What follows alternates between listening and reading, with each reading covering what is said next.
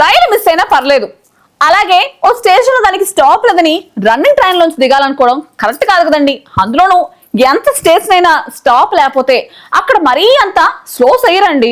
ఇప్పుడు ఇదంతా ఎందుకు చెప్తున్నావు అమ్మాయి? రైల్వే డిపార్ట్మెంట్ వాళ్ళు నీకు కాంట్రాక్ట్ ఇచ్చారా? మంచి మాటలు చెప్పడానికి కాంట్రాక్ట్లు అక్కర్లేదు అబ్బాయి. మనసులో జాగ్రత్తగా ఉండాలని 10 సార్లు చెప్తే ఒకసారి కాకపోతే ఒకసారి అని వింటారు కదా, అందుకే చెప్తున్నాను అనుకో. ఇంతకీ ఏం జరిగిందో చెప్పలేదుగా. చెప్పక్కర్లేదులే, చూపించేస్తాను చూడు.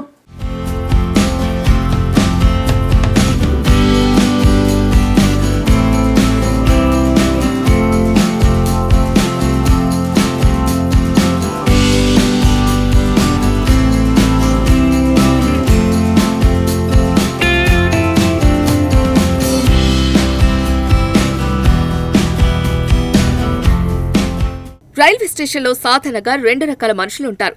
ఒకరు రైలు ఆగాక దిగుదాము అనుకునేవాళ్ళు, ఇంకొకరు రైలు ఆగేదాకా టైం లేదు నేనే ఆపేస్తా అనుకునేవాళ్ళు. ఇప్పుడు వీడియోలో 2వ కేటగిరీ స్టార్స్ కనిపిస్తున్నారు. Scene star. రైలు స్పీడ్గా కదులుతోంది. ఇంతలో ఓ మహిళ చేతిలో లగేజ్తో స్టంట్ మొదలుపెట్టింది. ఆమె ఫీలింగ్ ఏంటంటే రైలు నెమ్మదిగా వెళ్తోంది కదా, ఈజీగా దిగేస్తాను అని. కానీ ఆ రైలు మాత్రం నాకిక్కడ స్టాప్ లేదు, ఆగేది లేదు అనంటూ చుక్ చుక్మంటూ వెళ్ళిపోయింది. అయినా ఆమె మాత్రం దిగే ప్రయత్నం ఆపలేదు. అంతే, పెద్ద చప్పుడుతో నేల మీద పడిపోయింది ఆమె. వీడియో చూస్తే మనకే గుండె జారిపోతుంది. ఇలాంటివి చూస్తే ఇంకెవరూ ఇలాంటి సాహసాలు చేయరని అక్కడున్నవారనుకున్నారు.